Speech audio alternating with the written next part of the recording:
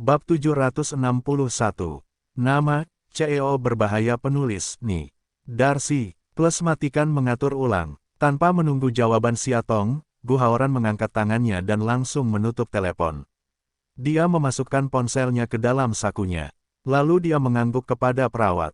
Baiklah, ayo masuk. Perawat itu mengangguk, setelah memastikan bahwa ponsel Gu Haoran tidak diambil, dia membawanya ke ruang operasi.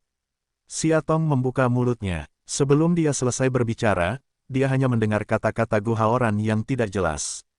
Kemudian teleponnya langsung ditutup, dan wajahnya menjadi kaku ketika mendengar bunyi bip dari ujung telepon yang lain. Melihat reaksi Siatong, hati Kiao Rao Rao sudah samar-samar menebak apa yang terjadi. Dia dengan cepat mengalihkan pandangannya dan sedikit menunduk. Sudut mulutnya memunculkan senyuman pahit, mata Kiao Rao Rao penuh dengan ejekan diri. Dia sudah melihat foto-foto itu dengan matanya sendiri, mengapa dia memiliki secercah harapan terakhir untuk Gu Haoran. Tangannya tanpa sadar terkepal erat, Kiao Rao Rao menghela nafas dalam diam. Lagi pula, dia terlalu sederhana untuk berharap pada dunia yang kejam ini lagi dan lagi. Suasana hati yang kompleks untuk mengambil kembali ponselnya, Siatong menenangkan suasana hatinya, dia menyesap mulutnya, untuk waktu yang lama untuk melihat ke belakang dengan lembut. Rao Rao. Ribuan kata keluar dari mulut, tapi saat melihat mata Kiao Rao Rao yang hilang, Siatong menghela nafas, dan kata-kata yang ingin ditanyakan lagi padanya tidak bisa dilontarkan lagi. Panggilan telepon tadi telah sepenuhnya meyakinkan Siatong akan kata-kata Kiao Rao Rao. Yang tidak disangka Siatong adalah Gu Haoran akan melakukan hal keji seperti itu. Dengan cepat menyembunyikan emosinya, Kiao Rao Rao mengangkat matanya sambil tersenyum. Saudari Siatong, kamu tidak perlu berkata apa-apa lagi. Aku sudah mengetahui hasilnya di hatiku. Hati Kiao Rao Rao telah membuat keputusannya sendiri saat ini. Tidak peduli siapa yang mencoba membujuknya, dia tidak bisa mendengarkannya, termasuk Siatong, yang selalu dia hormati. Di mata cinta sedikit lagi, Siatong mengerutkan kening dan tidak berkata apa-apa lagi. Dia dengan lembut mengepalkan tangan Kiao Rao Rao, nada mulutnya dengan sedikit godaan. Rao Rao, apa yang akan kamu lakukan sekarang? Apa yang harus dilakukan? Kiao Rao Rao leng-leng, dia jelas tidak mempertimbangkan aspek ini. Mengangkat pandangan ke mata Siatong, hati Kiao Rao Rao tiba-tiba memancarkan seberkas cahaya. Bibirnya sedikit bengkok, Kiao Rao Rao tersenyum, aku ingin jalan-jalan keluar, santai saja. Sedikit mengernyit, mata Siatong sedikit lebih rumit, kamu ingin keluar. Kiao Rao Rao baru saja kembali. Bagaimana dia bisa keluar lagi secepat ini? Siatong jelas tidak setuju dengan gagasan Kiao Rao Rao. Maaf, dia laki-lakimu. Kenapa kamu ingin pergi? Siatong tidak mengerti. Jika Kiao Rao dan Gu Haoran benar-benar harus berpisah, orang yang harus pergi dari sini adalah Gu Haoran. Menurut Siatong, Kiao Rao sama sekali tidak merasa kasihan pada Gu Haoran. Sebaliknya, Gu Haoran berhutang terlalu banyak pada Kiao Rao. Dengan lembut menggelengkan kepalanya, Kiao Rao Rao masih tersenyum. Siapa maaf siapa, ini tidak penting, saudari Siatong, aku sangat lelah, aku ingin pergi dari sini untuk menjalani kehidupan yang kuinginkan, ke tempat yang tidak diganggu oleh semua orang, masalahnya. Mendengarkan perkataan Kiao Rao Rao, alis Samertong langsung mengerutkan kening lebih dalam beberapa menit, dengarkan maksud kata-katamu, bukankah kali ini kamu masih ingin pergi untuk waktu yang lama? Kiao Rao Rao memikirkannya, lalu mengangguk dengan lembut, mungkin pergi selama beberapa tahun, 2 atau 3 tahun, atau 4 atau 5 tahun.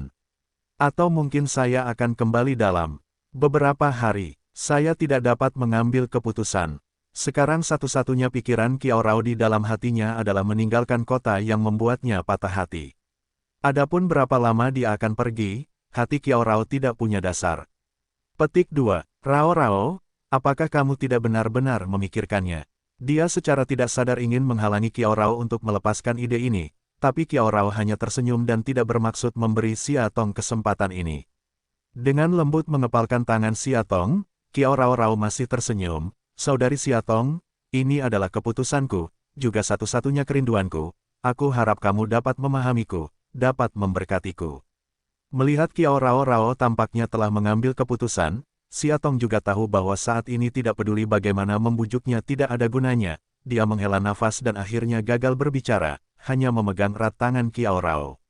Rao Rao, sebenarnya, Xia Tong awalnya ingin membantu Gu Haoran menjelaskan sesuatu, tapi begitu dia mengangkat matanya dan melihat rasa sakit yang jelas dari Kiao Rao, Xia Tong tidak bisa membuka mulutnya.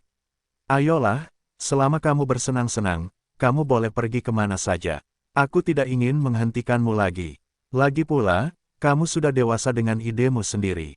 Kiao Rao mengerucutkan bibirnya. Aku tidak akan memberitahu ayah tentang hal ini untuk saat ini. Kuharap aku bisa menjelaskannya kepadanya setelah aku pergi. Saudari Xia Tong, bisakah kamu menyembunyikannya untukku sebentar? Jika Kiao Guanli tahu bahwa dia adalah akan pergi lagi, dia akan keluar untuk menghentikannya. Kiao Rao memikirkannya dan akhirnya memutuskan untuk tidak memberitahu Kiao Guanli untuk saat ini. Bagus, Xia Tong mengangguk dan langsung menyetujui. Mereka tidak berkata apa-apa lagi. Mereka hanya saling memandang sambil tersenyum. Semuanya sunyi. Bagi Xia Tong, Kiao Rao adalah adik perempuan yang menawan. Meskipun Gu Haoran juga merupakan temannya selama bertahun-tahun, Xia Tong tidak berniat memihak Gu Haoran dalam masalah ini. Hati Xia Tong sangat jernih, hati Kiao Rao sangat mencintai Gu Haoran, meskipun mulut Kiao Rao tidak mengatakannya, tetapi juga orang bodoh menyembunyikan perasaannya, tetapi orang-orang dengan mata dapat dengan jelas merasakan cinta Kiao Rao pada Gu Haoran. Kepedihan hati Kiao Rao dalam hubungan ini adalah hal yang tidak dapat dibayangkan oleh Xia Tong, sebagai seorang wanita.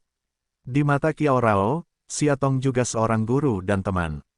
Xia Tong tidak hanya mengajarinya banyak kebenaran dalam hidup, tetapi juga mencerahkan banyak hal yang tidak terpikirkan olehnya. Meskipun Kiao Rao juga mengetahui bahwa Gu Haoran terobsesi dengan Xia Tong. Tapi Xia Tong dan Qin sangat bahagia sekarang. Kiao Rao juga percaya bahwa Xia Tong dan Gu Haoran tidak bisa bersama lagi. Melihat dia akan segera pergi dari tempat yang menyakitkan ini, mengapa hatinya tiba-tiba menjadi begitu sakit. Untuk menghindari Xia Tong mengungkapkan keberadaannya, Kiao Rao tidak memberitahu Xia Tong kemana dia akan pergi selanjutnya. Setelah membeli tiket baru-baru ini, Kiao Rao tidak membawa barang bawaan apapun, jadi dia naik taksi untuk berangkat dari keluarga Qin. Kiao Rao tidak membiarkan sopir Qin membawanya pergi. Melihat mobil Kiao Rao melaju semakin jauh, hati Xia Tong menjadi semakin tidak nyaman. Dia memahami apa yang dipikirkan Kiao Rao di dalam hatinya dan memilih untuk menghormati pilihan Kiao Rao, tetapi melihat penampilan Kiao Rao dan Gu Haoran sekarang, hati Xia Tong sungguh tidak nyaman. Dengan lembut bersandar di pelukan Qin Muci, Xia Tong melihat ke kejauhan, air mata sudah mengalir di matanya. Mengapa dua orang yang saling mencintai tidak bisa bersatu? Qin Muci tidak berbicara. Dia mengatupkan mulutnya. Dia dengan lembut mendorong Xia Tong ke dalam pelukannya. Dia mengulurkan tangannya dan berjalan sebentar, tapi menepuk punggung Xia Tong untuk menunjukkan kelegaan. Ini adalah jalan yang harus mereka ambil. Tidak ada orang lain yang bisa membantu mereka. Qin Muci tiba-tiba tertawa, dengan sedikit emosi di matanya. Dia mengusap dagunya ke kepala Xia Tong dan membuka bibir tipisnya. Sama seperti kita pada awalnya, kita sedang jatuh cinta, tapi kita masih bersama setelah banyak hal. Istriku, apakah Gu Haoran dan Kiao Rao mirip aku dan kamu? Jika Gu Haoran tidak memilih untuk melepaskannya, aku khawatir dia belum bersama Xia Tong sampai sekarang, jadi dia tidak akan memiliki bayi hari ini dan keluarga bahagia mereka. Bayangkan di sini, Qin Muci memeluk telapak tangan besar Xia Tong lalu tanpa sadar memeluknya erat-erat. Dia memeluk Xia Tong erat-erat di dadanya, kekuatannya besar seolah ingin menggosokkan Xia Tong langsung ke tubuhnya secara umum. Xia Tong mengerutkan kening dan tidak bisa menahan merengek. Dia menepuk tangan Qin Muci dan membiarkan Qin Muci melepaskannya. Mencari tempat yang nyaman dalam pelukan Qin banyak, Xia Tong masih melihat ke jalan yang kosong dan menghela nafas. Sayangnya, aku bukan Rao, dan kamu bukan Gu Haoran. Pada awalnya, meskipun kita salah paham, tidak ada situasi seperti itu sama sekali. Wu Fangfei dan anak dalam perutnya akan selalu menjadi penghalang di antara mereka. Jika Gu Haoran tidak bisa menangani anak itu dengan baik, aku khawatir dia dan Kiao Rao akan benar-benar hancur dalam hidupnya. Petik 2. Memikirkan penampilan menyedihkan Wu Fangfei di pesta pernikahan, Xia Tong merasa mual dan mual. Dia dulu berpikir Wu Fangfei adalah orang baik, dan Kiao Rao menyebut Wu Fangfei sebagai saudara perempuannya. Dengan cara ini, Xia Tongcai tidak terlalu memperhatikannya, tetapi sekarang tampaknya Wu Fangfei tidak memiliki niat baik terhadap Kiao Rao pada awalnya. Faktanya, Wu Fangfei tidak bisa menjadi ancaman sebesar itu bagi Qiao Rao, tapi sekarang yang terpenting adalah anak di dalam perut Wu Fangfei. Tubuh Gu Haoran rusak, tetapi Wu Fangfei sedang hamil saat ini. Perlahan-lahan menarik kembali pandangan mereka, Xia Tong mengangkat matanya untuk melihat bahwa dari belakang memeluk erat suaminya, suasana fundusnya melintas, bibir merah sedikit terbuka dan tertutup, tiba-tiba dingin tidak lingding muncul masalah. Suamiku, jika kamu adalah Gu Haoran sekarang, apakah kamu akan membuat pilihan yang sama seperti Gu Haoran? Xia Tong mengerutkan kening. Dia sangat ingin mendengarkan jawaban Qin. Bagaimanapun, dia hanya seorang wanita, dan Qin banyak saya adalah seorang pria. Terkadang cara berpikir pria berbeda dengan wanita. Qin Mucai menggelengkan kepalanya. Dia tidak memikirkan apapun, jadi dia menjawab kata-kata Xia Tong secara langsung. Xia Tong Leng, dia melontarkan sedikit keterkejutan, jelas tidak menyangka jawaban Qin Mucai akan begitu cepat. Jika Anda adalah Gu Haoran, Anda juga tahu bahwa tubuh Anda cacat.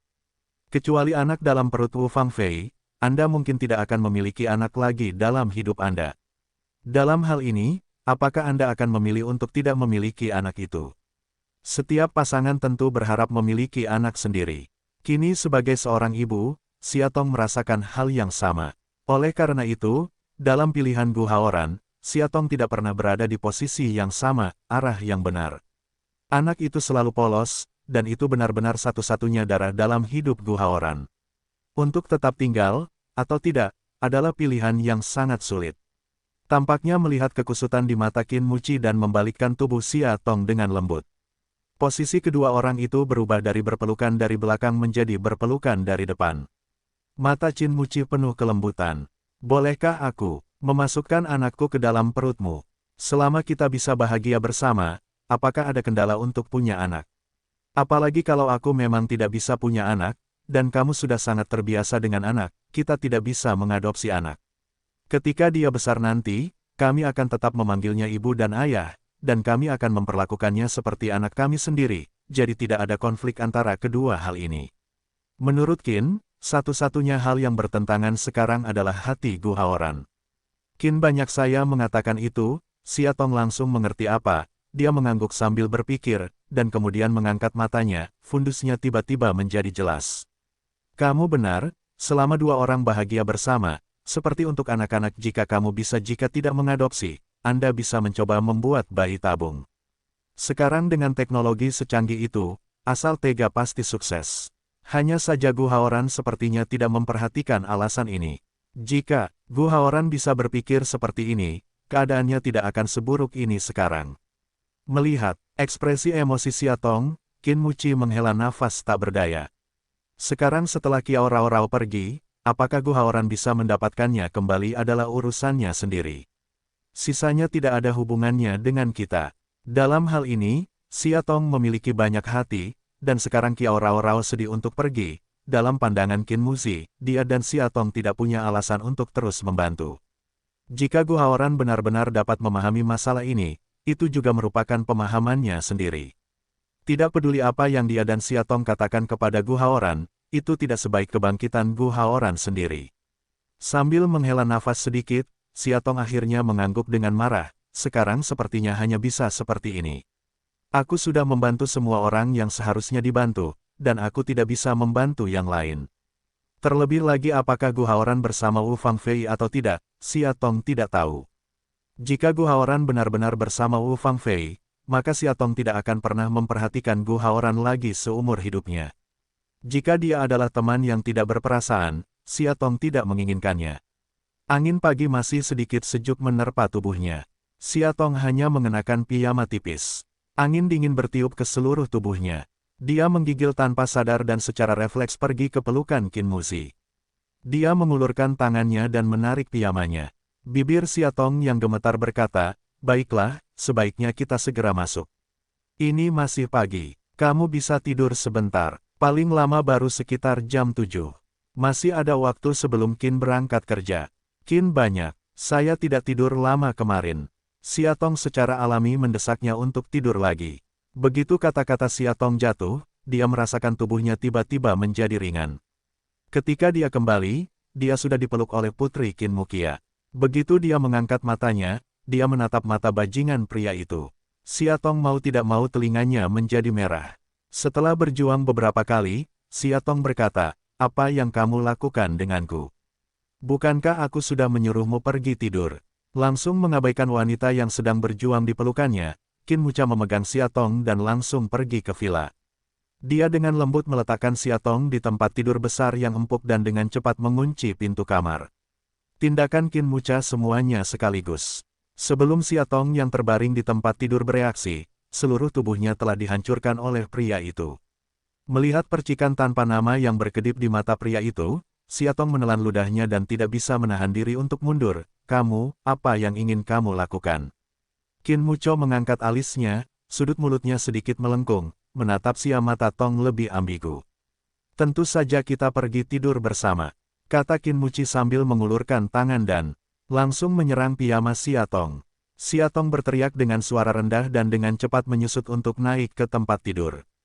Dia sedikit meronta, namun pada akhirnya dia tidak bisa menahan kekuatan pria itu. Siatong akan mati di bawah tekanan tubuh, telapak tangan besar Qin Muchai telah berenang di tubuh wanita itu. Melihat wanita yang terbaring di wajahnya yang terengah-engah, mata Qin Muchai tersenyum. Telapak tangan besar itu sudah diletakkan di celana terakhir di bawah tubuh wanita itu. Telapak tangan besar Qin Muchai berusaha sedikit, tapi Siatong tiba-tiba mengulurkan tangannya untuk menghentikannya. "Pagi-pagi sekali, jangan." Wajah Siatong memerah. Dia mengerutkan kening dan menatap Qin Muchi. Matanya penuh rasa malu. Meski sudah menikah selama beberapa tahun, saat melihat penampilan Qin Muchi, Siatong selalu tersipu dan detak jantungnya tak terkendali. Dengan baik, Qin Muchai tidak berbicara. Dia hanya mendengus. Matanya sedikit menyipit. Dia mencondongkan tubuh ke telinga Siatong dan berbisik. "Tetapi istriku, ada baiknya melakukan latihan kesehatan fisik dan mental di pagi hari." Qin banyak selesai, dan sebelum Siatong dapat berbicara lagi, telapak tangannya yang besar telah melepaskan kewaspadaan terakhirnya ketika Siatong tidak memperhatikan. Tiba-tiba, wajah Siatong menjadi lebih merah. Melihat wajah tampan pria besar di depannya, Siatong mengatupkan mulutnya, dan akhirnya tidak berkata apa-apa lagi. Siatong harus mengakui bahwa dia tidak akan pernah bisa menolak situasi seperti ini. Melihat wajah Siatong memerah dan dia tidak berkelahi lagi, Qin Muchi tertawa, dan gerakan tangannya juga dipercepat.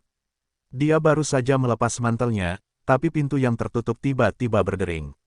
Di dalam kamar, pergerakan kedua orang tersebut terhenti dengan cepat, dan mereka tiba-tiba diganggu di pagi hari. Wajah Qin Muchi langsung menjadi hitam. Dia sedikit mengernyit, dan sedikit ketidakbahagiaan muncul di matanya. "Siapa ini?" Dengan raungan tidak sabar, tangan Qin Muchai mulai bergerak lagi, menekan Siatong di bawah tubuhnya. Bibir tipis Qin Muchai menangkap bibir merah Siatong dengan akurat. Suasana ruangan langsung pulih. Dalam keadaan linglung, Siatong samar-samar mendengar tangisan samar dari luar pintu. Dia mengerutkan kening dan dengan cepat mendorong tubuh Qin Muchi dengan lembut. Pintunya sepertinya indah. Melihat wajah suram pria itu, nada suara Siatong sedikit melemah.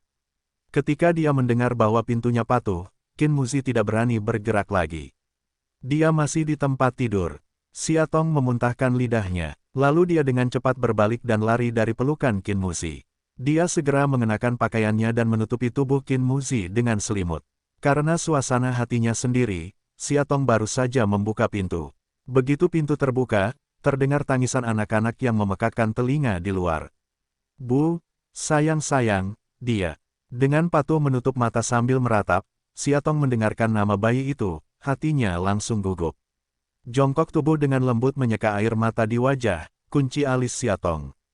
"Baiklah, jangan menangis, ibu ada di sini." Setelah Siatong merasa lega, dia akhirnya berhenti menangis. Matanya merah dan dia masih mengenakan piyama longgar. Jelas sekali dia baru saja bangun. Mengulurkan tangan untuk menyentuh bagian atas kepala, Siatong dengan cepat bertanya, "Anda baru saja mengatakan apa yang terjadi dengan bayi itu?" Tidak apa-apa untuk tidak menyebutkan nama bayinya. Begitu Siatong menyebut bayi itu, mulutnya kembali cemberut. Air mata kembali jatuh dari sudut matanya. Di bawah tatapan khawatir Siatong, dia menunjukkan piyamanya. "Bu, bayinya mengompol lagi kemarin." Melihat jari-jarinya, dia bisa melihat genangan air di piyamanya. Melihat penampilannya yang salah, Siatong tidak bisa menahan diri sejenak. Dia menutup mulutnya dan tertawa terbahak-bahak. Itulah sebabnya kamu datang ke sisi ibu pagi-pagi sekali untuk menangis. Dia tersedak dan mengangguk. Kemunculan kecil keluhan telah mengungkapkan ketidakpuasannya saat ini. Awalnya, Bao-Bao dan Guogoe memiliki kamar terpisah, tetapi karena Bao-Bao dan Guogoe terlahir sakit, Siatong takut akan ada masalah jika mereka tidur sendirian, jadi dia mengatur agar Bao-Bao tinggal di kamar yang sama dengan Guogoe untuk waktu yang lama saat ini. Namun yang tidak disangka Siatong adalah bayi yang sudah lama tidak buang air kecil di tempat tidurnya telah buang air kecil di kamarnya untuk pertama kalinya.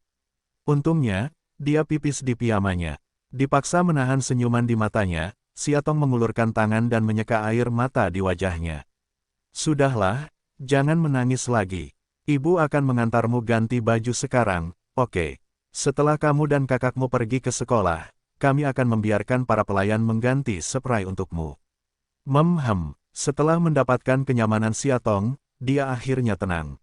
Dia mengangguk dan mengulurkan tangannya ke Siatong. Melihat mata merah putrinya, Siatong merasa lembut. Jejak kelembutan melintas di matanya. Lalu dia mengangguk dengan lembut. Oke, Bu, pegang aku di sana, kata Siatong sambil mengambil posisi. Dan ingin mengulurkan tangan untuk menggendong Sayang, tetapi lengannya tiba-tiba ditarik dari belakang, dan kemudian bereaksi, seluruh tubuhnya telah jatuh ke dalam pelukan yang akrab. Pegang wanita itu erat-erat di pelukannya dan jangan biarkan dia meronta dengan dingin menatap mata yang patuh dan penuh dengan ketidakbahagiaan. Aku akan pergi dan mengubahnya sendiri. Qin Muci jelas kesal karena dia diganggu oleh hal-hal baik. Nada suaranya secara alami menjadi lebih dingin, dan dia terpana oleh aumannya. Mulutnya mengerut, Sayang siap mengatakan apa, tapi dia dengan cerdik menemukan mata Qin Mucai memancarkan ketidaksenangan. Sepasang mata merah Wei Kubaba menatap mata Qin Mucai. Sayang akhirnya hanya bisa mengangguk dengan marah. Bu, aku akan kembali dulu. Baca untuk tidak menyerah untuk melihat Siatong meliriknya, dan dengan patuh berbalik dan pergi perlahan, sampai sosok anak itu benar-benar menghilang di koridor. Qin Mucai akhirnya merefleksikan pelukan mati di lengan Siatong cubit. Wajah Siatong agak jelek. Qin banyak, baiklah, tapi putrimu, apa yang kamu lakukan padanya begitu galak? Berperilaku baik, tapi baru berusia beberapa tahun, Qin Mucai begitu galak padanya. Qin Mucai hari ini terlalu abnormal. Qin tidak banyak bicara, dia hanya menatap Siatong untuk waktu yang lama, lalu melontarkan sepatah kata pun dari bibir tipisnya. Istriku, aku tidak bahagia. Begitu aku memikirkan mata yang bersalah di benakku, kemarahan Siatong tidak muncul di benaknya. Dia bersenandung dengan dingin, seolah dia tidak berniat menerima godaan dari Qin Mucai. Jika kamu tidak bahagia, kamu dapat membunuh putrimu sesuka hati. Tahukah kamu bahwa mudah bagimu untuk meninggalkan bayangan psikologis padaku seperti ini? Tangannya oleh Qin Muzi. Qin Muzi tidak pernah galak padanya. Hari ini adalah pertama kalinya. Siatong sedikit khawatir bahwa jatuhnya sikap Qin Mu secara tiba-tiba akan membuatnya tidak dapat menerimanya untuk sementara waktu, dan kemudian dia memiliki beberapa masalah di hatinya. Sayang, apakah kamu satu-satunya anak yang tidak melihat aku? Qin Mucai tampaknya menjadi lebih marah. Dia hanya menundukkan kepalanya dan menggigit leher Siatong. Rasa sakitnya membuat Siatong langsung menarik napas dingin, dia mengangkat tangannya dan memukul dada Qin Banyak. Wajah Siatong sangat jelek. Qin Banyak, apakah kamu milik seekor anjing? Apa yang membuat pria ini tergila-gila di pagi hari?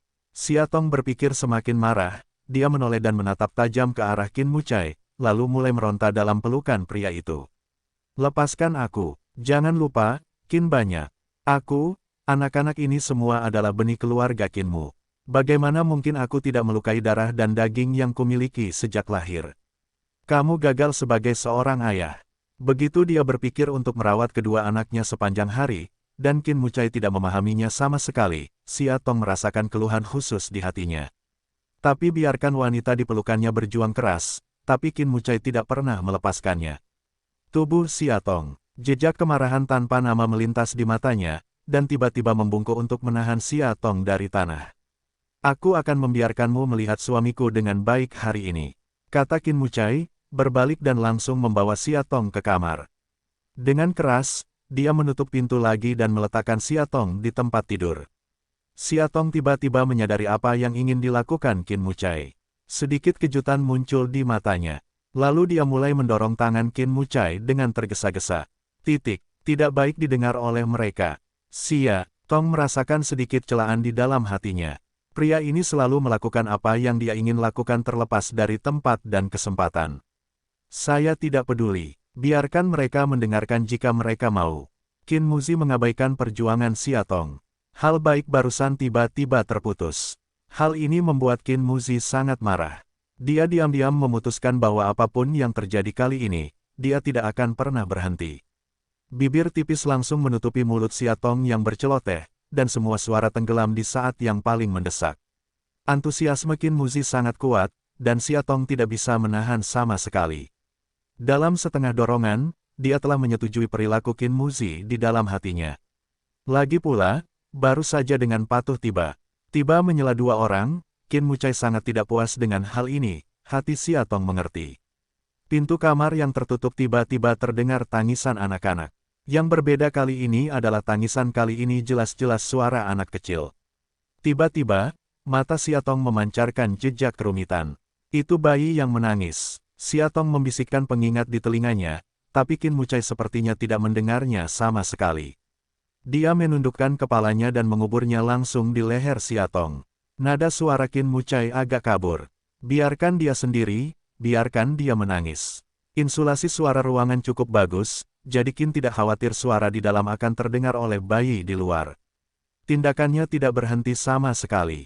Xia Tong sudah pingsan di pelukannya ketika dia digoda olehnya. Meskipun dia khawatir, dia tidak bisa menolak sama sekali. Suhu di dalam ruangan terus meningkat, namun tangisan di luar sepertinya semakin nyaring. Melihat bahwa Qin akan mengambil langkah terakhir, dia tiba-tiba berhenti. Mengepalkan tangan dan memukul tempat tidur besar di bawah palu, mata Qin Muci penuh amarah. Qin Muci kemudian berbalik dan meninggalkan Xia Tong. Dengan wajah dingin, dia duduk di satu sisi dan mengenakan pakaiannya sendiri, mengabaikan Xia Tong di belakangnya. Pria di samping tiba-tiba berhenti, Xia Tong juga leng-leng, dia dengan cepat menjawab, juga dengan cepat bangkit dan mengenakan pakaiannya sendiri. Petik 2. Hari ini sayangnya, Xia Tong tersenyum canggung, tapi Qin Mucai masih mengabaikannya. Nanti, aku akan mengusir kedua pembuat onar kecil ini. Karena dua pembuat onar kecil ini, Qin Mucai tidak memiliki kesempatan untuk memiliki keintiman yang baik dengan Xia Tong. Untuk ini, Qin Mucai sangat kesal. Xia Tong hanya tersenyum, matanya hampir menyempit menjadi bentuk bulan sabit, tangannya menunjuk ke perutnya yang sedikit terangkat, fundus Xia Tong memancarkan seberkas cahaya. Sekarang yang terjadi bukan dua pembuat onar kecil, tapi tiga. Diingatkan oleh Xia Tong, Qin Mucai tiba-tiba teringat bahwa masih ada satu di perut Xia Tong. Wajahnya tiba-tiba tenggelam. Melihat wajah Xia Tong yang tersenyum, Qin Mucai hanya merasa seperti dipukul dengan tinju. Jika dia tidak bisa merasakan sakitnya, dia hanya bisa menahannya. Siapa yang membiarkan anak di perut Xia Tong dipaksa olehnya? Mengetahui bahwa akibatnya akan seperti ini, Qin Muzi tidak akan pernah memiliki beberapa anak lagi. Melihat dirinya sendiri, yang status keluarganya sangat miskin, Qin Muzi sangat menyesal. Tapi bagaimana dengan penyesalan? Apakah sulit untuk memasukkan kembali anak-anak beruang ini ke dalam perut Xia Tong? Cahaya yang tidak puas bersenandung, Qin Muci berbalik dan kemudian mengambil mantel di satu sisi dan berjalan menuju ujung koridor yang lain. Xia Tong leng-leng, tepat di belakang mulutnya untuk berteriak. Sudah waktunya sarapan. Mau kemana? Qin Mucai tidak melihat ke belakang. Langkahnya hanya terhenti sedikit, lalu suara bangga seorang pria terdengar di koridor. Tidak ada nafsu makan, tidak ada makanan. Aku akan pergi ke perusahaan dulu. Kamu bawa 2 botol minyak itu ke sekolah hari ini. Qin Mucai benar-benar marah di dalam hatinya. Di mana dia sedang mood untuk menyekolahkan kekasih dan bayinya. Melihat sosok Qin Muci, Xia Tong tidak bisa menahan perutnya dan tertawa. Siapa nama Tuan Qin? Dia bersalah atas kejahatannya sendiri dan tidak bisa hidup. Dialah yang awalnya harus melahirkan anak, dan kini dia juga yang tidak puas. Melihat penampilan Qin Muci yang layu, pikiran Xia Tong akhirnya seimbang.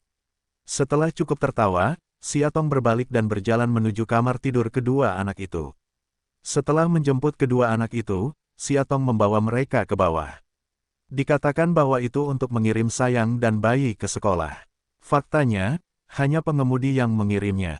Siatong pergi menemuinya. Setelah sarapan, mereka bertiga keluar dari pintu. Saat itu sudah jam setengah 8 pagi. Tubuh Wu Fangfei sangat lemah, dan suasana hatinya sedikit tidak stabil sebelumnya. Dokter menyelamatkannya sepanjang malam. Baru setelah matahari terbit di pagi hari, pintu ruang operasi akhirnya dibuka. Bawa pasien kembali ke kamarnya. Dokter yang lelah itu memerintahkan beberapa patah kata dan kemudian berbalik untuk pergi. Wu Fangfei sedang berbaring di tempat tidur, masih koma. Melihat ini, dia segera mengambil alih posisi perawat dan mulai mendorong tempat tidur Wu Fangfei ke arah bangsal. Melihat wanita tak berdarah di tempat tidur, mata Gu Haoran penuh dengan kerumitan. Dia tidak menyangka anak di perut Wu Fangfei akan begitu ulet. Tadi malam, dia melihat Wu Fangfei telah menumpahkan begitu banyak darah. Gu Haoran sudah siap menghadapi apa yang tidak dimiliki anak itu, tetapi yang tidak dia duga adalah anak itu masih bisa diselamatkan. Jejak kerumitan melintas di matanya. Wajah Gu Haoran agak dalam. Dia dengan erat mengerucutkan bibir tipisnya dan diam-diam mengikuti Lian Xin, seolah sedang memikirkan sesuatu. Gu Haoran baru saja pergi ke pintu bangsal dan tidak masuk lagi. Dia bahkan mengerutkan kening dan tidak mengatakan apapun. Dia terus mendorong Wu Fangfei ke bangsal dan dengan hati-hati menempatkan Wu Fangfei. Lalu dia merangkak keluar, melihat wanita lemah di bangsal melalui kaca, mata Lian Xin penuh dengan sakit hati. Lian Xin menggigit bibirnya dan memikirkannya. Setelah beberapa saat, dia akhirnya mengangkat kepalanya. Dia menatap Gu Haoran dengan mata yang rumit. Sepertinya dia ragu-ragu untuk waktu yang lama dan akhirnya mengambil keputusan. Tuan Gu, saya ingin memberitahu Anda sesuatu. Mohon dengarkan baik-baik. Mendengarkan pembukaan Lian Xin, Gu Haoran merenungkan. Meditasinya, dia sedikit mengernyit, tapi sikapnya masih baik. Dengan lembut mengangguk, wajah Gu Haoran diam, kata-kata apa? Kamu mengatakannya. Lihat Gu Haoran mengangguk, bahkan inti ini hanya muntah untuk dihembuskan, dia mengatur suasana hatinya, ini hanya dengan lembut mengangkat Mo untuk membuka mulut. Kamu telah melihatnya dengan milikmu sendiri mata apa yang terjadi tadi malam. Kamu seharusnya melihat betapa kerasnya usaha kakakku untuk anak itu. Saya harap Anda dapat dengan cepat menyelesaikan masalah antara Anda dan Nona Yo dan memberi adik saya tempat yang seharusnya dia dapatkan. Ketenaran, namun kalimat ini menimbulkan ketidakpuasan Gu Haoran. Dia mengerutkan kening dan menatap mata Lian Xin sedikit lebih sinis. Lian Xin, bagaimana asal bayi adikmu? Kalian berdua seharusnya lebih tahu dariku. Kiao Rao Rao adalah istriku. Kualifikasi apa yang kalian berdua miliki agar aku bisa menceraikannya? Gu Haoran hanya berpikir bahwa Lian Xin dan Wu Fangfei tampak gila. Sekarang dia tidak mengatakan bahwa dia ingin meninggalkan Wu Fangfei dan anak itu di perutnya. Tanpa diduga, kedua orang ini sudah merencanakan bagaimana cara mengeluarkan Kiao Rao dari posisi atas mereka. Meskipun Gu Haoran sendiri mengakui bahwa ada beberapa gagasan yang salah dalam pikirannya, dia tidak akan pernah memiliki gagasan yang salah itu lagi ketika dia sudah tenang. Dia tidak akan meninggalkan Kiao Rao Rao. Saya tidak menyangka Gu Haoran akan mengucapkan kata-kata seperti itu. Lian Xin sedikit marah saat ini. Dia melebarkan matanya dan menjadi sedikit bersemangat. Kenapa? Dengan adikku, dia sedang mengandung bayimu. Itu anak Gu Haoran. Suara Lian Xin sangat keras. Suaranya sangat keras di koridor yang tidak banyak orang di pagi hari. Suasana hati Gu Haoran berada di bawah, matanya juga menjadi dingin. Dia menatap Lian Xin tanpa emosi, dan matanya penuh ironi dan dingin. Jika Anda mengatakan satu hal lagi, percaya atau tidak, saya dapat memanggil dokter untuk melakukan aborsi untuknya sekarang. Dia menatap Gu Haoran, tetapi juga tidak berani mengatakan apa-apa lagi. Lian Xin masih takut, karena dia percaya bahwa selama dia mengucapkan satu kalimat lagi, pria di depannya bisa benar-benar melakukan hal binatang seperti itu. Tapi, dia menunduk dan menggigit bibirnya, tapi dia berbisik pada dirinya sendiri, aku tidak tahu apa yang disukai kakakku darimu. Gu Haoran awalnya ingin tinggal di sini dan menunggu Wu Fangfei untuk bangun sebelum dia pergi, tetapi setelah dia tiba-tiba diganggu oleh Lian Xin, dia tidak pernah lepas dari pikirannya. Dengan pandangan dingin ke wanita di bangsal, Gu Haoran mengatupkan mulutnya, berbalik dan berjalan ke sisi lain koridor. Melihat Gu Haoran ingin pergi, Lian Xin segera menghentikannya, mau kemana? Gu Haoran tidak menoleh ke belakang, langkahnya hanya terhenti sedikit, lalu dia melanjutkan langkah normalnya. Di koridor sebesar itu, Anda hanya bisa mendengar suara dingin pria itu, "Saya mau kemana?" Anda tidak punya hak untuk bertanya lebih banyak. Setelah meninggalkan rumah sakit dengan cepat, duduk di dalam mobilnya, Gu Haoranbai tiba-tiba memikirkan sesuatu. Dia segera mengeluarkan tangannya dari sakunya, dan bahkan menelepon Siatong beberapa kali, tetapi semuanya mengatakan bahwa tidak ada yang menjawab. Mendengarkan suara wanita dingin yang datang dari ujung telepon yang lain, Gu Haoran tercengang. Dia menyesap bibirnya dan berpikir sejenak. Akhirnya, dia menyalakan mobil dan langsung menuju ke arah keluarga Qin. Gu Haoran baru saja tiba di gerbang rumah Qin, tapi Siatong baru saja turun dari mobil. Seluruh tubuhnya terlihat sangat jelas. Dia baru saja keluar. Konvergensi dari emosi dasar mata, Gu Haoran mengerut, ini hanya berjalan menuju Siatong. Siatong menyuruh pelayannya untuk membawakan buah segar yang baru saja dia beli di jalan, tapi suara familiar tiba-tiba terdengar di belakangnya. Begitu dia berbalik, dia langsung menatap mata Gu Haoran yang dalam. "Haoran, apa yang kamu lakukan di sini?" Sedikit kejutan melintas di matanya, dan Siatong terkejut. Dengan tergesa-gesa menyerahkan barang-barang itu ke samping para pelayan, Siatong tersenyum pada Gu Haoran, "Jangan berdiri di luar, ada apa yang ingin kita katakan?"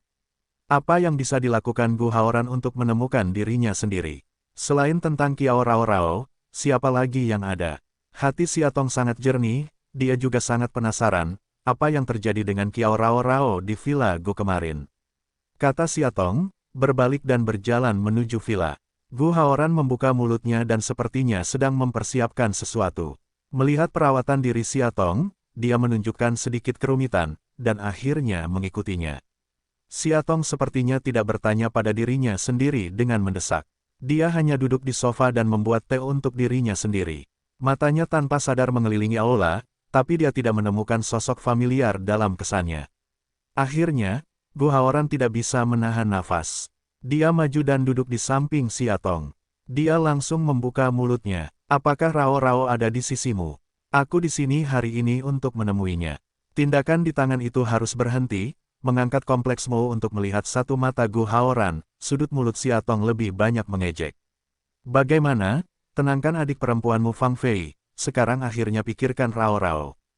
Nada suara Siatong agak aneh, tapi Gu Haoran langsung mengerti apa, merasakan permusuhan tersembunyi Siatong pada dirinya sendiri, dia sedikit mengernyit, matanya penuh kebingungan. "Bagaimana apanya? Apa maksudmu?" Setelah benar-benar melepaskan cangkir teh di tangannya, Siatong bersenandung dingin, "Kamu tidak menemani Wu Fangfei sepanjang malam kemarin. Jika demikian, apa yang akan kamu lakukan untuk memprovokasi kami?" Jika Gu Haoran benar-benar memutuskan untuk bersama Wu Fangfei, dia seharusnya tidak memprovokasi Kiao Rao lagi. Karena dia telah melakukan kesalahan, dia tidak boleh memperburuk keadaan. Dalam hal ini, Kiao Rao Rao menderita banyak keluhan, Siatong benar-benar terlihat jelas. Siatong jelas salah memahami sesuatu, Gu Haoran mengerutkan kening, segala sesuatunya tidak seperti yang kamu pikirkan. Dia menghela nafas, dan sebelum Siatong berbicara, dia mulai menjelaskan dirinya sendiri. "Kemarin, Wu Fangfei mengalami beberapa kecelakaan. Aku takut sesuatu akan terjadi padanya, jadi aku mengirimnya ke rumah sakit. Sedangkan untuk menutup teleponmu, ini benar-benar salahku. Jika kamu marah, tegur saja aku." Gu Haoran telah berjanji pada Siatong bahwa ponselnya tidak akan pernah mematikan Siatong, dan dia tidak akan mengambil inisiatif untuk menutup telepon Siatong. Kemarin, untuk memasuki ruang operasi untuk menemui Wu Fangfei, Gu Haoran harus menutup telepon Siatong. Jika Siatong marah karena hal ini, Gu Haoran tidak akan mengeluh. Dia mengatakan pertanyaan ini dengan jelas, tapi Qin Muci baru saja menjawab pertanyaan lain. Siatong untuk sementara terdiam. Dia hanya merasa dadanya sedikit sesak dan bingung. Sambil memegang cangkir air di depannya, mata Siatong menjadi sedikit lebih rumit. Dia menoleh dan menatap mata Gu Haoran, seolah dia ingin melihatnya melaluinya. "Gu Haoran, anak dalam perut Wu Fangfei, apakah ini benar-benar penting bagimu? Apakah karena Gu Haoran jatuh cinta pada Wu Fangfei sehingga dia memperlakukannya seperti ini, atau karena Wu Fangfei sedang mengandung anaknya? Hanya saja karena anak itu, jadi Gu Haoran akan memperlakukan Wu Fangfei seperti ini." Setelah mengenal Gu Haoran selama bertahun-tahun, Siatong selalu merasa sangat mengenal Gu Haoran. Namun, Baru setelah kejadian ini terjadi, Siatong tiba-tiba menyadari bahwa dia tidak dapat memahami hati Gu Haoran. Bukan hanya hati Gu Haoran, tapi sekarang dia tidak bisa mengerti apa yang dilakukan Gu Haoran. Suasana fundus matanya sedikit berkedip. Wajah Gu Haoran agak dalam. Dia sepertinya memikirkannya sebentar, lalu dia membuka mulutnya dengan suara lembut untuk waktu yang lama. Saya belum memikirkan apa yang harus saya lakukan. Jadi saya di sini hari ini untuk bertanya pada Rao Rao. Sebenarnya, saya sudah memikirkannya sejak lama. Jika dia ingin menjaga anak itu, saya akan membiarkannya. Wu Fangfei melahirkan. Jika dia tidak menginginkan anak itu, maka saya akan menyelesaikan masalah Wu Fangfei sesegera mungkin. Apa, Siatong Lengleng? Untuk sesaat beberapa orang tidak begitu mengerti. Mengapa perkataan Gu Haoran berbeda dengan apa yang dia dengar di Kiao Rao? Penampilan Gu Haoran sekarang, jelas di dalam hati atau pada Kiao Rao Rao, mengapa Kiao Rao Rao akan begitu sedih? Tapi Wu Fangfei sudah pindah ke kamarmu. Bukankah kalian bersama? Siatong mengerutkan kening dan bertanya dengan suara rendah. Gu Haoran tercengang. Lalu dia mengerutkan kening. Dia menyipitkan matanya sedikit, dan fundus matanya sedikit marah. Wanita itulah yang membuat keputusannya sendiri dan pindah tanpa seizinku. Aku telah memerintahkan pelayan villa untuk memindahkan semua barangnya. Rao Rao selalu menjadi satu-satunya di hatiku. Dia dan aku sama-sama serius berpasangan sekarang. Bagaimana aku bisa bersama Wu Fangfei? Petik 2. Kenapa keadaannya tampak semakin buruk? Mata Siatong berkedip dalam-dalam, dia mengatupkan mulutnya, dan butuh waktu lama untuk membuka mulutnya lagi. Di mana kamu tadi malam? Apa yang kamu lakukan? Kemarin di internet. Gu Haoran mengerutkan kening. Dia memikirkan tentang apa yang sepertinya dia pikirkan. Dia berpikir setengah hari, tapi dia tidak memikirkan apapun.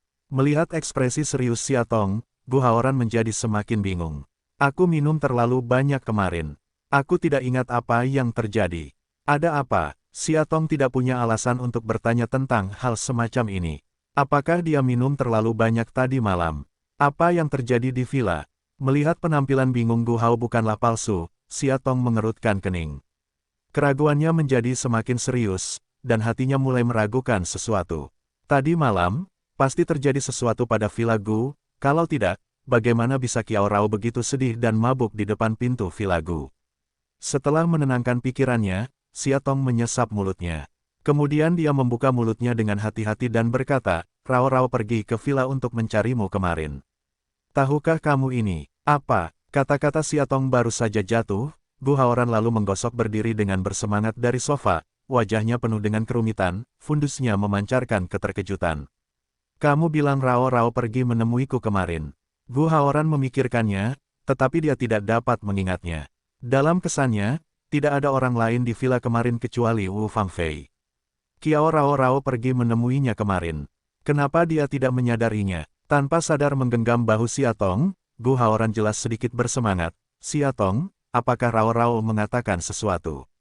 Di mana dia sekarang? Gadis bodoh itu, karena dia mencarinya kemarin, kenapa dia tidak mau memanggilnya?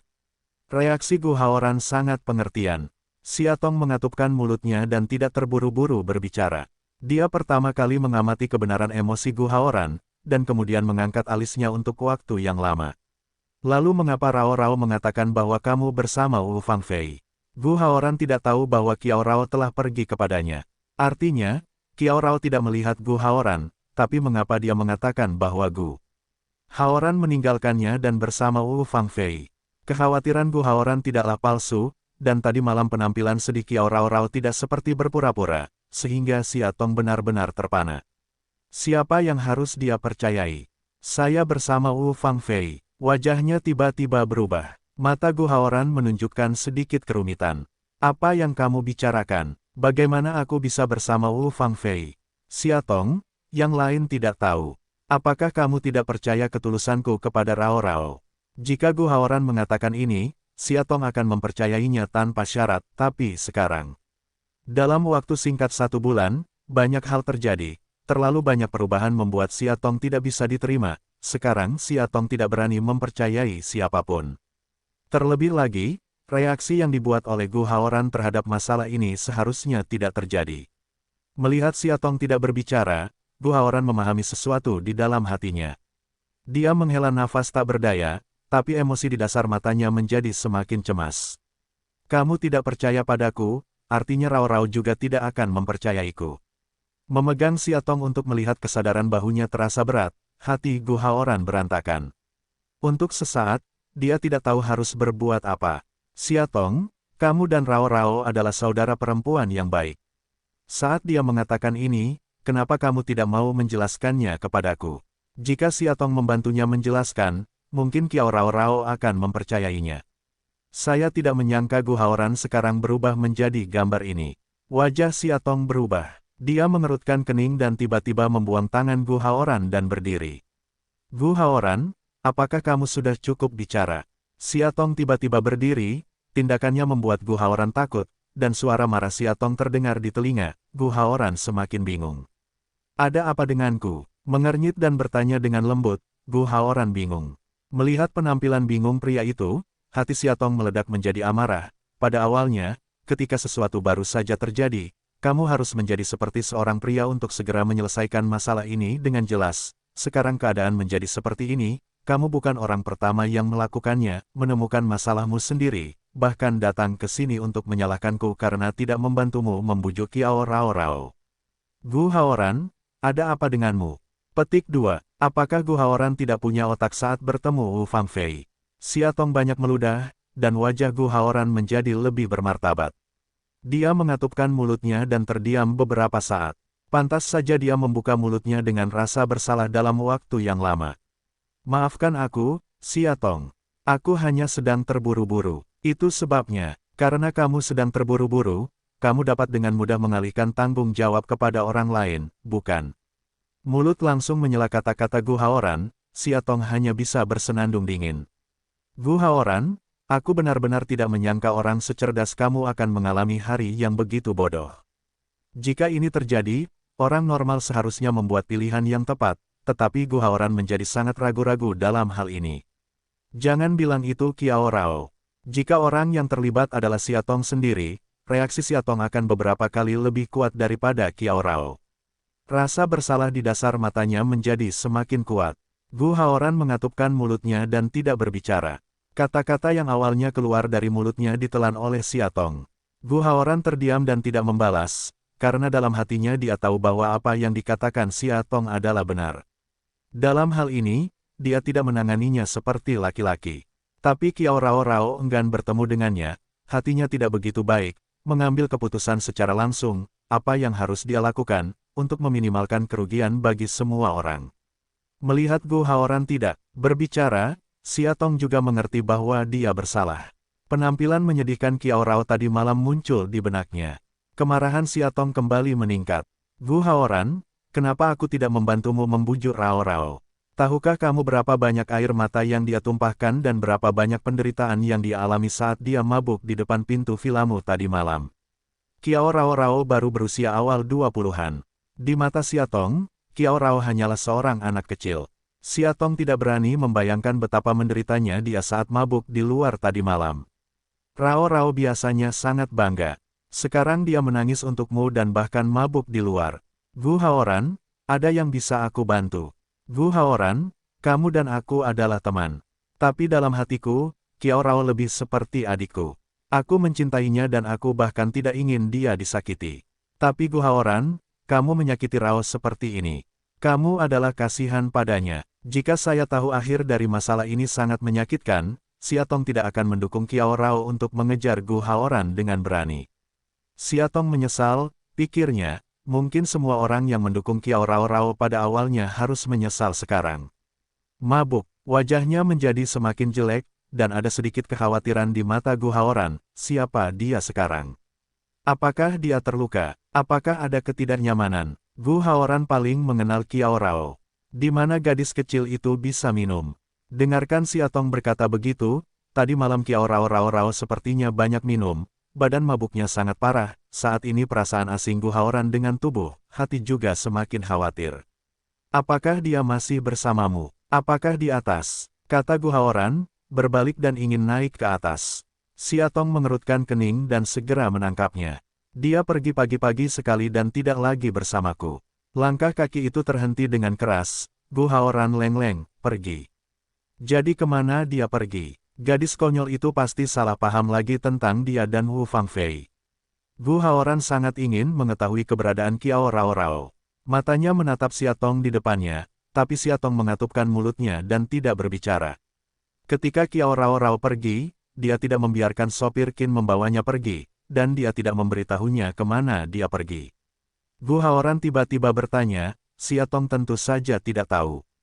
Tapi, jejak kerumitan melintas di bagian bawah matanya, dan Siatong menghela nafas untuk waktu yang lama. Aku tidak tahu kemana dia pergi. Satu-satunya yang aku tahu adalah, Siatong tiba-tiba berhenti, dia mengangkat matanya untuk melihat penampilan Gu Haoran, perlahan membuka mulutnya kata demi kata. Kali ini, itu benar. Kiao Rao Rao kali ini tampaknya benar-benar mati hati. Siatong sebagai seorang wanita, secara alami mampu melihat emosi mata Kiao Rao dengan jelas. Siatong tidak akan terkejut jika Kiao Rao akan membuat keputusan seperti itu. Jika itu dia mungkin akan membuat keputusan yang sama seperti Kiao Rao. Hanya Kiao Rao Rao yang ditinggal sendirian dan tidak memberitahu siapapun tujuannya. Bahkan Kiao Guanli tidak mengetahui keberadaannya. Keputusan seperti ini terlalu berisiko. Ada rasa berdebar di hatinya. Sepertinya ada sesuatu yang berlalu perlahan di dalam hatinya. Wajah Gu Haoran menjadi pucat dalam sekejap. Dia menarik sudut mulutnya dengan kaku, dan seluruh tubuhnya bergetar lembut. Apa maksudmu? Apakah Kiao Rao menyerah padanya? Apa maksudnya? Sambil menghela nafas sedikit, Siatong menggelengkan kepalanya. Kalian berdua terlalu lelah. Mari kita akhiri seperti ini. Tidak ada yang akan pergi ke siapapun di masa depan. Ini baik untuk kalian berdua. Adapun masa depan biarkan saja. Kiao Rao pergi dengan sedih, sekarang satu-satunya cara adalah menunggu. Menunggu Kiao Rao saat dia bisa melihat hatinya dengan jelas, menunggu Kiao Rao saat dia bisa keluar dari kabut hatinya. Hanya Kiao Rao Rao yang mengetahui punggungnya sendiri, segalanya akan memiliki kemungkinan lain. Seluruh orang tampaknya telah kehilangan dukungannya sepenuhnya. Gu Haoran tiba-tiba duduk di sofa tanpa daya. Dia menundukkan kepalanya dan tidak tahu apa yang dia pikirkan. Aula itu kosong, hanya desahan napas dalam sesekali dari pria itu yang terdengar. Setelah hening lama, Gu Haoran tiba-tiba bangkit dari sofa. Wajahnya sudah kehilangan emosi. Yang bisa dia lihat hanyalah rasa dingin yang tak ada habisnya. Jejak kebencian melintas di matanya. Gu Haoran menatap Siatong di sampingnya. Saya tiba-tiba teringat masih ada beberapa hal yang belum saya lakukan, jadi saya pergi dulu. Gu Haoran selesai, dan sebelum Siatong dapat berbicara, dia sudah berbalik dan pergi. Rasa haus darah Gu Haoran di matanya terlalu jelas. Siatong tertegun, lalu dia menyadari sesuatu. Gu Haoran pasti memikirkan sesuatu, jadi dia sangat ingin pergi sekarang. Untuk waktu yang lama tidak melihat Gu Haoran menunjukkan ekspresi yang mengerikan, Siatong dengan lembut menggelengkan kepalanya, fundus sedikit lebih tak berdaya. Saya tidak tahu siapa yang sangat tidak beruntung kali ini, yang membuat Gu Haoran marah. Keluar dari villa keluarga Qin, Gu Haoran langsung berkendara ke rumah sakit. Wu Fangfei di bangsal sepertinya baru saja bangun, sementara Lian Xin dengan hati-hati memberinya sup. Saat Gu Haoran tiba-tiba memasuki bangsal, mereka berdua terkejut. Haoran, secercah kegembiraan melintas di matanya. Wu Fangfei tanpa sadar ingin bangun dari tempat tidur. Tanpa diduga, Lian Xin di satu sisi dengan cepat menghentikannya. Kak, dokter baru saja mengatakan bahwa kamu tidak bisa bangun dari tempat tidur sekarang. Bahkan intinya juga sangat penasaran, hanya Gu Haoran Mingming yang langsung meninggalkan rumah sakit, dia pikir pria ini akan langsung pergi, tetapi bahkan intinya pun melakukannya, tidak menyangka Gu Haoran akan kembali lagi. Apakah itu untuk Wu Fangfei? Dia merasa sedikit lebih bahagia untuk Wu Fangfei. Lian Xin menyesap mulutnya dan membaringkan Wu Fangfei di tempat tidur. Kemudian dia mundur dan menyerahkan tempatnya kepada Gu Haoran. Wu Fangfei memandang Lian Xin dengan penuh rasa terima kasih, dan matanya yang gembira dan penuh harap kembali tertuju pada Gu Haoran di pintu. Gu Haoran sedang berdiri di depan pintu, menatap dirinya sendiri tanpa ekspresi. Mata dingin Wu Fangfei membuat rambutnya sedikit, tapi dia menarik sudut mulutnya dan tertawa, menekan rasa takutnya. Melihat Gu Haoran berjalan perlahan ke arahnya, Wu Fangfei mengatupkan mulutnya dan tersenyum malu-malu, mencoba membuat suaranya terdengar lebih lembut. Haoran, kenapa kamu datang ke sini sekarang? Apa tidak ada yang salah dengan perusahaan hari ini? Sebelum dia selesai berbicara, Wu Fangfei tiba-tiba merasa lehernya tegang, tergenggam di lehernya. Wajah Wu Fangfei memerah dalam sekejap. Dia memegang erat pergelangan tangan Gu Haoran di tangannya dan menatap mata Gu Haoran dengan ngeri. Dan, terkejut tenggorokannya, Wu Fangfei tidak tahu apa kesalahannya. Dia menatap Gu Haoran yang tanpa ekspresi dengan sedih di depannya. Telapak tangan besar di lehernya hampir mencekiknya. Kakak, sebuah gerakan, bahkan intinya pun terkejut. Segera, Lian Xin maju dan memegang erat tangan Gu Haoran. Dia mencoba menarik Gu Haoran menjauh dari tempat tidur. Tanpa diduga, kekuatan Gu Haoran terlalu kuat. Lian Xin sama sekali bukan lawannya. Tidak peduli seberapa keras Lian Xin menariknya ke belakang, tubuh Gu Haoran tetap diam. Melihat penampilan Wu Fangfei yang semakin tidak nyaman, bahkan intinya hampir berteriak, "Gu Haoran, kamu cepat lepaskan adikku. Apa yang ingin kamu lakukan, dasar iblis?" Teriakan Lian Xin di belakangnya. Dia merasakan beban di lengannya. Gu Haoran sedikit mengernyit dan melemparkan tangannya. Lian Xin tidak siap. Dengan lemparan Gu Haoran yang tiba-tiba, dia jatuh ke tanah dan mengerutkan kening kesakitan. Lian Xin masih tidak bermaksud menyerah. Melihat mulut Wu Fangfei terbuka, terlihat jelas dia tidak bisa bernapas. Lian Xin segera bangkit dan ingin melangkah maju lagi. Kali ini Gu Haoran pergi lebih dulu. Dia meremas leher Wu Fangfei sedikit lebih erat. Wu Fangfei tidak bisa menahan tangisnya, yang membuat Lian Xin terlonjak. "Ayo selangkah lagi, percaya atau tidak, aku akan mencekiknya sekarang." Langkah Lian Xin terhenti saat kata-kata Gu Haoran jatuh. Melihat mata dingin pria itu, kaki Lian Xin seperti gelas anggur berisi semen berat, dan tidak bisa bergerak maju lagi. Mata dingin Gu Haoran terlalu nyata. Lian Xin tidak berani bertindak gegabah lagi, karena Lian Xin tahu bahwa sekali dia mengganggu Gu Haoran, pria ini akan benar-benar melakukan hal mengerikan ini. Tubuh karena ketakutan tidak bisa berhenti bergetar lembut, melihat penampilan Wu Fangfei yang tidak nyaman, bahkan inti hati pun penuh dengan kekhawatiran. "Apa kesalahan kakakku, dan kenapa kamu melakukan ini padanya?" Lian Xin tidak berani melangkah maju. Dia hanya berdiri di tempat yang sama dan berteriak bertanya. Gu Haoran hanya mencibir, dan tangan yang mencubit leher Wu Fangfei masih tidak melepaskannya. Apa kesalahannya? Jejak kebencian muncul di dasar matanya. Gu Haoran mengalihkan pandangannya ke wajah Wu Fangfei. "Wu Fangfei, aku bertanya padamu, apakah Kiao Rao Rao datang kepadaku tadi malam?" Nama Kiao Rao Rao tiba-tiba terngiang di telinganya. Tubuh Lian Xin tidak bisa berhenti gemetar hebat. Dia memiliki ketakutan yang tidak dapat dijelaskan di dalam hatinya. Lian Xin mengetahui sesuatu sebentar lagi. Gu Haoran pasti tahu. Dia tahu apa yang terjadi kemarin. Setelah berusaha membuka matanya, Wu Fangfei melihat mata dingin Gu Haoran pada pandangan pertama. Jejak rasa sakit melintas di hatinya, tapi air matanya tidak bisa lagi dikendalikan dan mengalir di matanya. Pria yang sangat dia cintai, bahkan wanita lain melakukan hal kejam seperti itu pada dirinya sendiri. Yang dia lakukan hanyalah karena dia mencintai Gu Haoran, apakah dia salah mencintai seseorang? Ada sedikit keputusasaan di dasar matanya. Hati Wu Fangfei tiba-tiba kehilangan keinginannya untuk hidup. Dia perlahan menutup matanya, dan tangannya, yang tadi memegang pergelangan tangan Gu Haoran, perlahan-lahan terlepas. Suara tenggorokan sudah lama bisu, sulit membuka mulut, nada mulut penuh tersedak. "Kamu bunuh aku. Jika kamu tidak bisa mendapatkan cinta Gu Haoran dan tinggal bersamanya, apa arti hidupnya?" Tampaknya melihat tekad Wu Fangfei untuk mati. Mata Gu Haoran berkilat sedikit aneh. Dia menyipitkan matanya sedikit dan meremas leher Wu Fangfei dengan kekuatan yang tiba-tiba. Lehernya sepertinya akan patah, dan pikirannya mulai kosong. Dia pusing di depan matanya, dan setiap bagian tubuhnya menangis kesakitan. Tapi Wu Fangfei tidak merespon sama sekali, dan sudut mulutnya sedikit terangkat tanpa disadari. Apakah dia akhirnya akan mati? Bahkan jika dia meninggal, dia tidak harus hidup dalam kecemasan seperti itu setiap hari. Baginya, kematian juga melegakan. Melihat penampilan Wu Fangfei yang tidak memberikan perlawanan, kekuatan tangan Gu Haoran berangsur-angsur meningkat.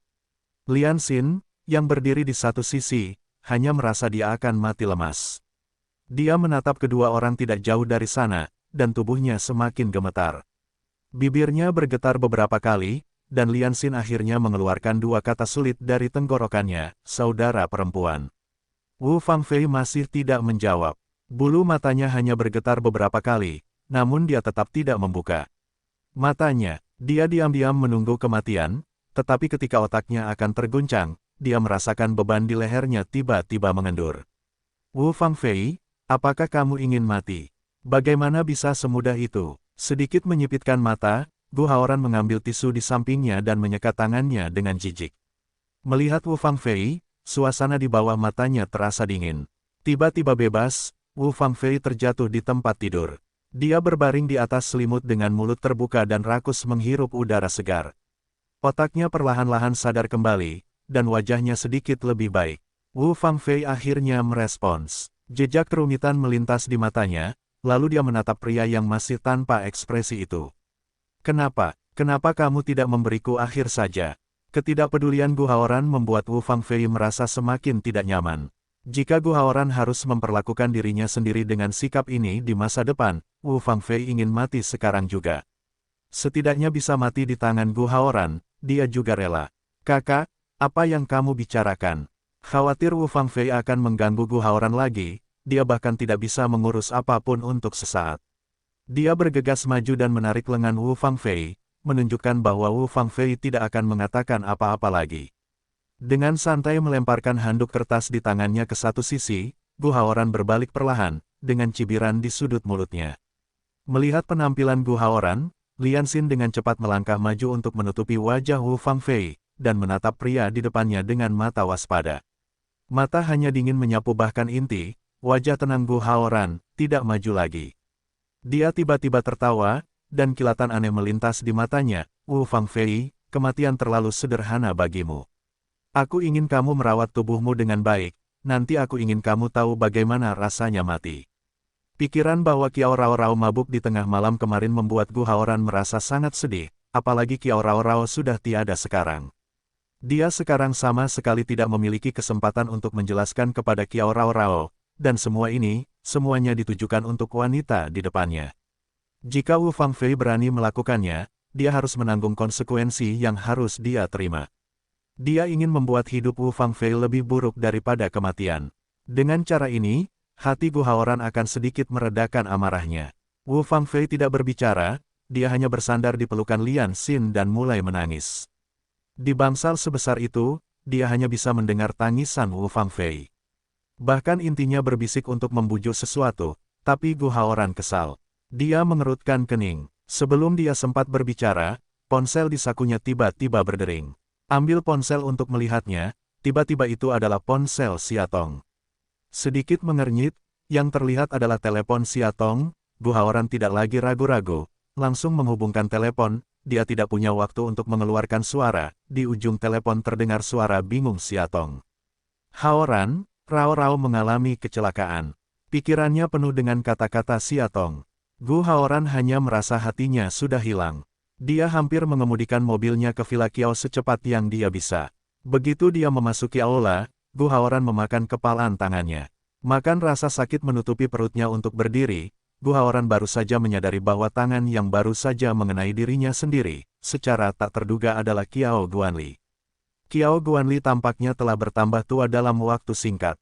Rambut hitamnya kini bercampur dengan banyak warna perak. Pada saat ini, Kiao Guanli sedang berdiri di depan pintu, menatap dirinya sendiri dengan marah, dan tinjunya yang terkepal belum terlepas. Ayah, ada apa denganmu? Di hadapan Kiao Guanli, Gu Haoran tidak pernah memiliki kekerasan yang menjadi miliknya. Meski memakan kepalan tangan, Kiao Guanli mentah-mentah, Gu Haoran tidak berani marah. Dia hanya sedikit mengernyit dan bertanya dengan suara rendah. Jangan panggil aku ayah, kamu tidak memiliki kualifikasi. Menanggapi Gu Haoran, terdengar suara gemuruh dari Kiao Guanli. Matanya penuh amarah, dan kepalan tangannya hampir bergetar. Kaulah yang membuat Rao-Raoku terlihat seperti ini. Aku harus membunuhmu hari ini, kata Kiao Guanli, mengangkat tangannya dan ingin memukul lagi. Meskipun Gu Haoran sedikit bingung, dia tetap berdiri di tempat yang sama dan tidak ingin melarikan diri.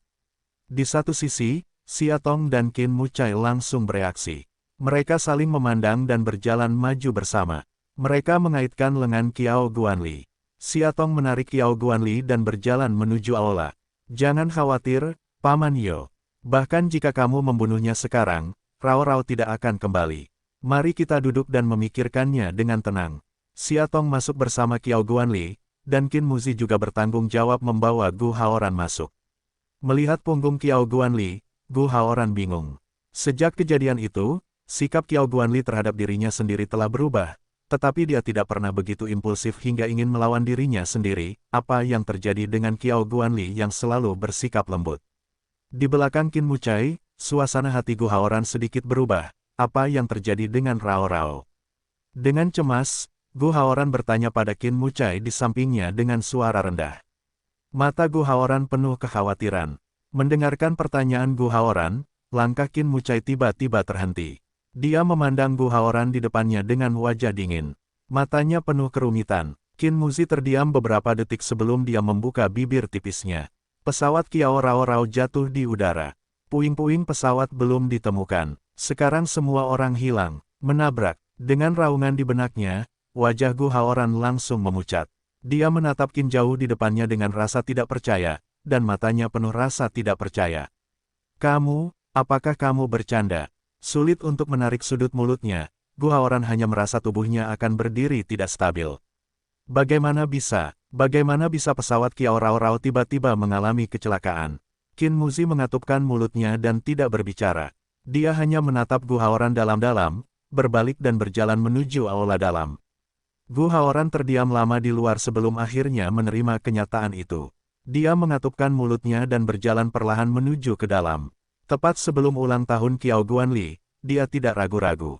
Dengan sentakan, dia berlutut tepat di depan Qiao Guanli. Ayah, maafkan aku. Dia benar-benar tidak tahu bahwa keadaan akan menjadi seperti ini. Menghadapi permintaan maaf Gu Haoran, Qiao Guanli tidak bermaksud menerimanya sama sekali. Dia mendengus dingin dan bahkan tidak melihat ke arah Gu Haoran. Jika pernikahanmu dengan Rao Rao belum selesai, jangan panggil aku ayah. Aku tidak mampu, ayah. Gu Haoran ingin berbicara dan berhenti. Semakin Qiao Guanli seperti ini, semakin sedih dia. Tangan Qiao Guanli sedikit gemetar. Dia akhirnya melihat Gu Haoran yang berlutut di depannya, dan matanya penuh kebencian dan rasa sakit. Gu Haoran, keluarga kami Rao Rao bertemu denganmu. Itu hal terburuk dalam hidupnya. Apa gunanya kamu meminta maaf padaku sekarang? Apakah kamu meminta maaf padaku dan Rao Rao bisa kembali dengan selamat?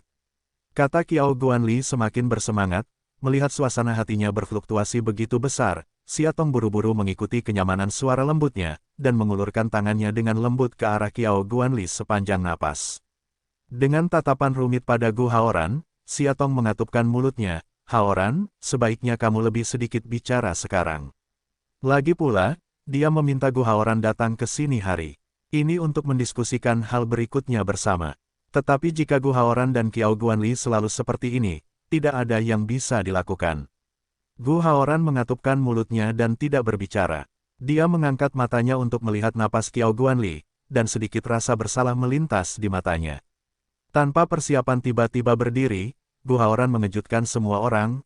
Ayah, Xia Tong, jangan khawatir, aku akan membawa Rao Rao kembali dengan selamat. Setelah melihat lebih dalam ke Qiao Guanli, Gu Haoran menoleh dan berjalan langsung menuju pintu. Sosok pria itu segera menghilang di aula, dan orang-orang akhirnya bereaksi. Tanpa diduga, Gu Haoran bersikap seperti ini. Emosi Qiao Guanli menjadi semakin bersemangat. Dia gemetar dan menunjuk ke arah keberangkatan Gu Haoran, dan matanya penuh amarah.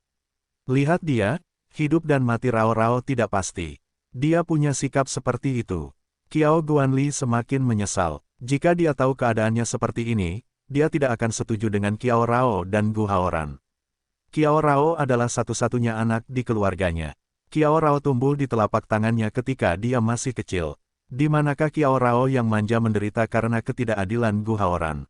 Qiao Guanli biasanya enggan membiarkan Qiao Rao mengerutkan kening, tapi Gu Haoran baru saja membuat Qiao Rao menangis berkali-kali.